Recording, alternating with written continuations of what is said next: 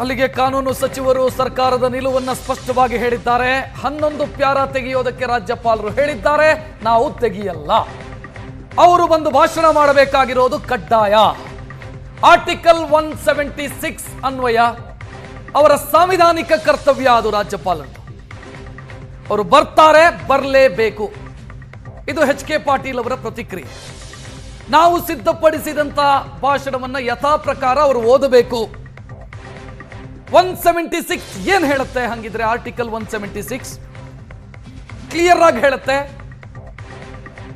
The governor of the state must address state assembly at the beginning of the session every year and after general election.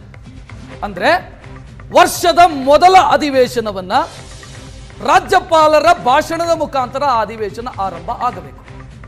ಅಥವಾ ಸರ್ಕಾರ ಬದಲಾಗಿ ಹೊಸ ಸರ್ಕಾರ ಬಂದಾಗಲೂ ಕೂಡ ಅವರ ಭಾಷಣದ ಮುಖಾಂತರ ಅಧಿವೇಶನ ಶುರುವಾಗಬೇಕು.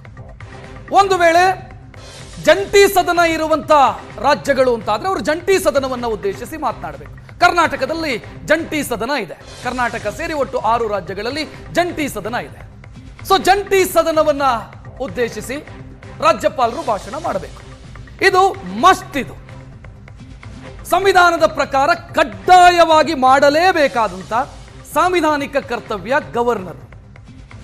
ಇದನ್ನೇ ಕಾಂಗ್ರೆಸ್ ನಾಯಕರು ಹೇಳ್ತಾ ಇರೋದು. ಇನ್ನು ಸರ್ಕಾರ ಸಿದ್ಧಪಡಿಸಿದ ಭಾಷಣವನ್ನ ರಾಜ್ಯಪಾಲರು ಯಥಾ ಪ್ರಕಾರ ಓದಬೇಕಾ ಅನ್ನೋದು ಡಿಬೇಟ್. ಚರ್ಚಿಸಬೇಕಾದಂತ ಚರ್ಚೆಯಾಗಬೇಕಾದಂತ ವಿಚಾರ. ಇನ್ನು ಪೊನ್ನಣ್ಣ ಮಾತನಾಡಿದ್ದಾರೆ, ಕೆಲ ಅಂಶ ತೆಗಿಬೇಕು ಅಂದ್ರು, ನಾವು ತೆಗೆಯಲ್ಲ ಅಂದ್ವಿ. ಕೆಲವೇ ಕ್ಷಣದಲ್ಲಿ ನಾನು ಲೋಕಭವನಕ್ಕೆ ಹೋಗಿ ಮನವೊಲಿಕೆ ಮಾಡ್ತೀನಿ ಅಂತ ಶಾಸಕರು ಮತ್ತು ಮುಖ್ಯಮಂತ್ರಿಗಳ ಕಾನೂನು ಸಲಹೆಗಾರರು ಎಸ್ ಪೊನ್ನಣ್ಣ ಮಾತನಾಡಿದ್ದಾರೆ. ಕೆಲ ಅಂಶಗಳನ್ನ ತೆಗಿಬೇಕು ಅಂದ್ರು, ನಾವು ತೆಗೆಯಲ್ಲ ಅಂದಿದ್ದೀವಿ. ನಾನು ಹೋಗ್ತೀನಿ ಲೋಕಭವನಕ್ಕೆ, ಮನವೊಲಿಸ್ತೀನಿ ರಾಜ್ಯಪಾಲರದ್ದು ಅಂತ ಪೊನ್ನಣ್ಣ ಮಾತನಾಡಿದರು. ನಾವು ಏನು ಭಾಷಣವನ್ನು ತಯಾರು ಮಾಡಿದ್ದೀವಿ ಅದು ಮುದ್ರಣ ಆಗಿ ಬಂದ್ಬಿಟ್ಟಿರುತ್ತೆ. ಮತ್ತು ಅದನ್ನು ಎಲ್ಲ ಶಾಸಕರಿಗೆ ಕೊಡುವಂಥ ಕೆಲಸವನ್ನು ಕೂಡ ನಾವು ಮಾಡ್ತೀವಿ. ಮಾನ್ಯ ರಾಜ್ಯಪಾಲರಿಗೆ ನಾವು ನಿನ್ನೆ ಕೂಡ ಅವರ ಗಮನಕ್ಕೆ ತಂದಿರುವಂಥದ್ದು ಮತ್ತು ಅವರ ಆಹ್ವಾನಕ್ಕೆ ತಂದಿರುವಂಥದ್ದು ಸಂವಿಧಾನ ಏನು ಹೇಳ್ತದೆ, ಕೆಲವು ತೀರ್ಪುಗಳೇನು ಹೇಳ್ತದೆ, ಮತ್ತು ಈ ರೀತಿಯಾದಂಥ ಸನ್ನಿವೇಶ ಉಂಟಾದಾಗ ಲೋಕಸಭಾನಲ್ಲಾಗಿರುವಂಥ ಚರ್ಚೆ, ಅಂದಿನ ಗೃಹ ಸಚಿವರು ಹೇಳುವಂಥದ್ದು ಮತ್ತು ಈ ಕಾನೂನಿನ ಅರಿವಿಕೆಯನ್ನು ಅವ್ರಿಗೆ ಗೊತ್ತಿದೆ. ಆದರೂ ಕೂಡ ನಾವು ಅವ್ರಿಗೆ ಮನವರಿಕೆ ಮಾಡುವಂಥದ್ದು ನಮ್ಮ ಕರ್ತವ್ಯ. ನಂತರ ಅವ್ರ ಜೊತೆ ಚರ್ಚೆ ಆಗಿದ ಮೇಲೆ ಕೆಲವು ವಿಚಾರಗಳನ್ನು ಮುಖ್ಯಮಂತ್ರಿಗಳ ಗಮನಕ್ಕೆ ತರದೆ ನಾವು ಏನು ನಿರ್ಧಾರ ತಗೊಳಕ್ಕಾಗಲ್ಲ ಅಂತೇಳಿ ಮುಖ್ಯಮಂತ್ರಿಗಳನ್ನ ಭೇಟಿ ಮಾಡಿ, ಮುಖ್ಯಮಂತ್ರಿಗಳು ಕೂಡ ಸ್ಪಷ್ಟವಾದಂಥ ಅಭಿಪ್ರಾಯ, ಎಲ್ಲರ ಸ್ಪಷ್ಟವಾದಂಥ ಅಭಿಪ್ರಾಯ ಎಲ್ಲ ಸಚಿವರದ್ದು ಕೂಡ ನಾವು ಅದನ್ನು ತಿದ್ದಲಿಕ್ಕೆ ಸಾಧ್ಯ ಆಗೋದಿಲ್ಲ. ಕೆಲವು ಸಣ್ಣ ಪುಟ್ಟ ಏನಾರೆ ಭಾಷೆ ಬಳಕೆಯಲ್ಲಿರ್ಬೋದು, ಅದನ್ನು ಸರಿಪಡಿಸ್ಕೊಳೋವಂಥದ್ದು ಬೇಕಾದ್ರೆ ಮಾಡೋಣ. ಯಾವ್ದಾರೆ ತಮಗೆ ರಿಸರ್ವೇಷನ್ ಇದ್ದರೆ ಒಂದು ಪದಗಳ ಅದನ್ನು ಸರಿ ಮಾಡೋಣ ಅಂತ, ಆದರೆ ಅವರು ಡಿಲೀಟ್ ಮಾಡಿ ಅಂತ ಹೇಳಿ. ರಾಜ್ಯ ರಾಜಕಾರಣದ ಪಾಲಿಗೆ ಇವತ್ತು ಮಹತ್ವದ ದಿನ.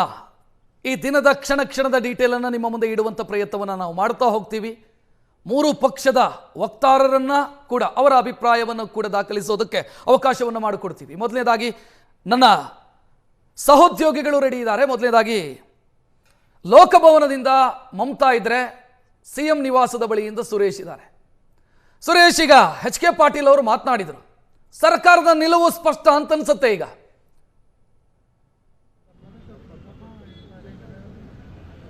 ರಕ್ಷತ್, ಇದು ಸಂಪ್ರದಾಯ. ವರ್ಷದ ಮೊದಲ ಅಧಿವೇಶನವನ್ನು ರಾಜ್ಯಪಾಲರು ಸರ್ಕಾರ ಏನು ಬರೆದುಕೊಟ್ಟಿರುತ್ತೋ ಆ ಒಂದು ಭಾಷಣವನ್ನು ಓದಲೇಬೇಕು. ಇದು ಸಂಪ್ರದಾಯ. ಕರ್ನಾಟಕದ ಮಟ್ಟಿಗಂತೂ ಈ ಮಟ್ಟದ ಸಾಂವಿಧಾನಿಕ ಬಿಕ್ಕಟ್ಟು ಇಲ್ಲಿಯ ತನಕ ಎದುರಾಗಿರಲಿಲ್ಲ. ಹಾಗಾಗಿಯೇ ಒಂದಷ್ಟು ಗೊಂದಲಗಳು ಕೂಡ ಮೂಡ್ತಾ ಇರುವಂಥದ್ದು ಸಹಜ. ನಿನ್ನೆ ಲೋಕಭವನಕ್ಕೆ ತೆರಳಿದಂತಹ ಸರ್ಕಾರದ ಪ್ರತಿನಿಧಿಗಳಾಗಿ ತೆರಳಿದಂತಹ ಎಚ್ ಕೆ ಪಾಟೀಲ್, ಪೊನ್ನಣ್ಣ ಮತ್ತು ಶಶಿಕಿರಣ್ ಶೆಟ್ಟಿ ಎಲ್ಲರೂ ಕೂಡ ರಾಜ್ಯಪಾಲರಿಗೆ ಮನವರಿಕೆ ಮಾಡಿಕೊಡುವಂಥ ಒಂದು ಪ್ರಯತ್ನವನ್ನು ಮಾಡಿದ್ದಾರೆ. ರಾಜ್ಯಪಾಲರು ಕೂಡ ಕೆಲವೊಂದು ಅಂಶಗಳನ್ನು ನಾನು ಓದುವುದಿಲ್ಲ, ಇದನ್ನು ತೆಗಿಲೇಬೇಕು ಅನ್ನುವಂತಹ ಮಾತನ್ನು ಕೂಡ ಹೇಳಿ ಕಳಿಸಿದ್ದಾರೆ. ಇದೀಗ ಸರ್ಕಾರ ಮತ್ತು ರಾಜ್ಯಪಾಲರ ನಡುವೆ ಒಂದು ಸಂಘರ್ಷ ಕೂಡ ಏರ್ಪಟ್ಟಿರುವಂಥದ್ದು. ಸರ್ಕಾರ ಮುಂದಿನ ಹಂತದಲ್ಲಿ ಏನೆಲ್ಲ ಕಾನೂನು ಕ್ರಮಗಳನ್ನು ಅಂದರೆ ಕಾನೂನು ಕ್ರಮಕ್ಕೆ ಮುಂದಾಗಬೇಕು ಅನ್ನುವಂಥ ನಿಟ್ಟಿನಲ್ಲಿ ತಯಾರಿಗಳನ್ನು ಕೂಡ ಮಾಡ್ಕೊಳ್ತಾ ಇರುವಂಥದ್ದನ್ನು ನಾವು ಗಮನಿಸ್ಬೋದು. ಯದಿ ಶಶಿಕಿರಣ್ ಶೆಟ್ಟಿ ಈಗಾಗಲೇ ದೆಹಲಿಗೆ ತೆರಳಿದ್ದಾರೆ. ಒಂದು ವೇಳೆ ರಾಜ್ಯಪಾಲರು ಬರದೇ ಹೋದಲ್ಲಿ, ಭಾಷಣವನ್ನು ಓದದೇ ಇದ್ದಂಥ ಸಂದರ್ಭದಲ್ಲಿ ಏನು ಮಾಡಬೇಕು ಅನ್ನುವಂಥ ನಿರ್ಧಾರವನ್ನು ಸರ್ಕಾರ ಮುಂದಿನ ಹಂತದಲ್ಲಿ ತೆಗೆದುಕೊಳ್ಳುತ್ತೆ. 10:15 ಸುಮಾರಿಗೆ ಅಂದರೆ ಇನ್ನೇನು ಕೆಲವೇ ನಿಮಿಷಗಳಲ್ಲಿ ರಾಜ್ಯಪಾಲರು ಹೇಳಿರುವಂಥದ್ದು 10:15ಗೆ ನಾನು ನನ್ನ ನಿರ್ಣಯವನ್ನು ತಿಳಿಸ್ತೀನಿ ಅನ್ನುವಂಥ ಒಂದು ಮಾತನ್ನು ಹೇಳಿದ್ದಾರೆ. ಸದ್ಯಕ್ಕೆ ರಾಜಭವನದಿಂದ ಅಂದರೆ ಲೋಕಭವನದಿಂದ ಬರಬೇಕಾದಂಥ ಸಂದೇಶಕ್ಕೆ ಸರ್ಕಾರ ಕೂಡ ಕಾಯ್ತಾ ಇದೆ. ಸಿಎಂ ನಿವಾಸದಲ್ಲಿ ಪ್ರಿಯಾಂಕ್ ಖರ್ಗೆ ಇದ್ದಾರೆ, ಮತ್ತೆ ಪೊನ್ನಣ್ಣ ಕೂಡ ಬಂದಿದ್ದಾರೆ. ಮುಂದೆ ಯಾವ ರೀತಿಯಾದಂಥ ಕಾನೂನು ಕ್ರಮಗಳನ್ನು ತೆಗೆದುಕೊಳ್ಬೇಕು. ಒಂದು ವೇಳೆ ರಾಜ್ಯಪಾಲರು ನಿರಾಕರಿಸಿದರೆ ಅಥವಾ ಬಾರದೇ ಇದ್ದಂಥ ಪಕ್ಷದಲ್ಲಿ, ಈಗ ಬಂದಿರುವಂಥ ಮಾಹಿತಿಯ ಪ್ರಕಾರ ರಾಜ್ಯಪಾಲರು ಬರ್ತಾರೆ, ಜಂಟಿ ಅಧಿವೇಶನಕ್ಕೆ ಬರ್ತಾರೆ. ಆದರೆ ಸರ್ಕಾರ ಸಿದ್ಧಪಡಿಸಿರುವಂತಹ ಭಾಷಣವನ್ನು ಓದ್ತಾರಾ ಅಥವಾ ನಿರಾಕರಿಸ್ತಾರಾ, ಏನು ಮಾಡ್ತಾರೆ ಅನ್ನುವಂಥದ್ದನ್ನು ತಿಳಿದುಕೊಂಡು ಮುಂದಿನ ಒಂದು ಕಾನೂನು ಕ್ರಮಕ್ಕೆ ಹೋಗೋಣ ಅನ್ನುವಂಥ ಒಂದು ರೀತಿಯಲ್ಲಿ ಚರ್ಚೆ ಕೂಡ ನಡೀತಿದೆ. ಸಿಎಂ ನಿವಾಸಕ್ಕೆ ಪ್ರಮುಖವಾಗಿ ಸಭಾಪತಿ ಬಸವರಾಜ ಹೊರಟ್ಟಿ ಕೂಡ ಇದೀಗ ಆಗಮಿಸಿದ್ದಾರೆ. ಮುಂದಿನ ಹಂತದ ಬಗ್ಗೆ ಏನೆಲ್ಲ ಮಾಡಬೇಕು ಅನ್ನೋದ್ರ ಬಗ್ಗೆ ಚರ್ಚೆಗಳು ಕೂಡ ಸದ್ಯಕ್ಕೆ ನಡೀತಾ ಇದೆ. ರಕ್ಷತ್. ಸುರೇಶ್, ಹಾಗೆ ಸಂಪರ್ಕದಲ್ಲಿರಿ. ಇನ್ನು HK ಪಾಟೀಲ್ ಅವರ ನಿವಾಸದಿಂದ ನಮ್ಮ ಪ್ರತಿನಿಧಿ ಮಾರುತೇಶ್ ಕೂಡ ಜಾಯ್ನ್ ಆದರು. ಮಾರುತೇಶ್, ಕಾನೂನು ಸಚಿವರು ಮಾತನಾಡಿದ್ದನ್ನು ಗಮನಿಸಿದ್ವಿ. ಹೆಜ್ಜೆ ಹಿಂದಕ್ಕಿಡಲ್ಲ ಅನ್ನೋದು ಸ್ಪಷ್ಟ ಸರ್ಕಾರದ ನಿಲುವು. ಅಲ್ಲ, ಈಗ ರಾಜ್ಯಪಾಲರು ಹೇಳಿದಂಥ 11 ಪ್ಯಾರವನ್ನು ತೆಗೆಯೋದಕ್ಕೆ ಸರ್ಕಾರ ರೆಡಿ ಇಲ್ಲ ಅನ್ನೋದನ್ನು ಈಗಾಗಲೇ ರಾಜ್ಯಪಾಲರಿಗೂ ಕನ್ವೆ ಮಾಡಿದ್ದಾರೆ. HK ಪಾಟೀಲ್ ಕೂಡ ಈಗ ಇನ್ನೊಮ್ಮೆ ಅದನ್ನು ಖಚಿತಪಡಿಸಿದ್ದಾರೆ. ರಾಜ್ಯಪಾಲರು ಹೇಳಿದ ಹಾಗೆ ಯಾವುದೇ ಭಾಷಣವನ್ನು ಬದಲಾಯಿಸೋದಾಗಲಿ ಅಥವಾ ಅದಕ್ಕೆ ಕತ್ತರಿ ಹಾಕೋದಾಗಲಿ ಯಾವುದೇ ರೀತಿ ಮಾಡಲಿಕ್ಕೆ ಸಾಧ್ಯ ಇಲ್ಲ. ನಾವು ಏನು ಭಾಷಣವನ್ನು ಕೊಡ್ತೇವೆ ಅದನ್ನು ರಾಜ್ಯಪಾಲರು ಓದಬೇಕಾಗಿರ್ತಕ್ಕಂಥದ್ದು ಸಂವಿಧಾನದ ಅಡಿಯಲ್ಲಿ ಇರ್ತಕ್ಕಂಥ ಅವರ ಕರ್ತವ್ಯ.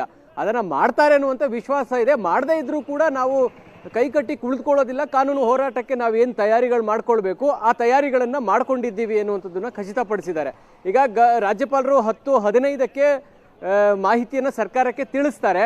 ಆದರೆ ಒಂದು ಮಾಹಿತಿ ಅವರು ಅಧಿವೇಶನಕ್ಕೆ ಬರ್ತಾರೆ, ಭಾಷಣ ಓದೋದಿಲ್ಲ ಅನ್ನುವಂಥದ್ದನ್ನು ಹೇಳ್ತಾರೆ.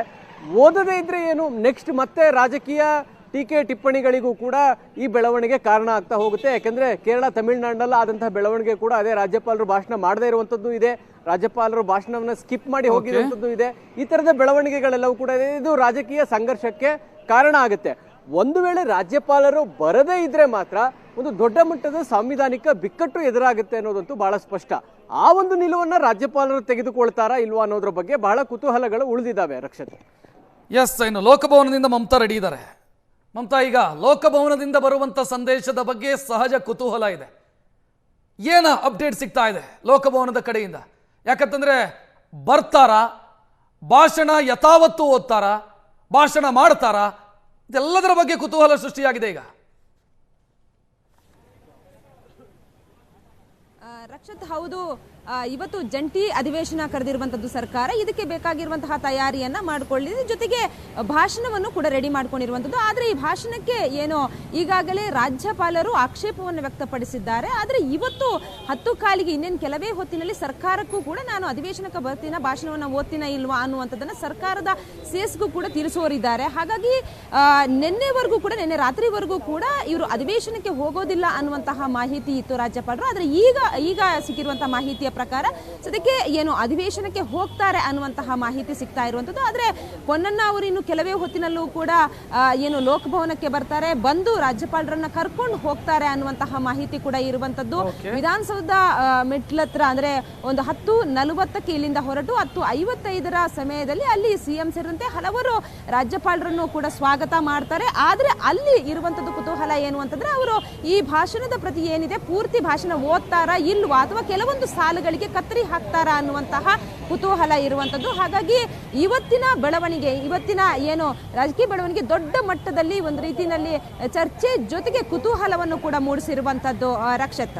Thank you Mamata. ಅದೇ ರೀತಿ ಮಾರುತೇಶ್ ಮತ್ತು ಸುರೇಶ್ಗೂ ಧನ್ಯವಾದ.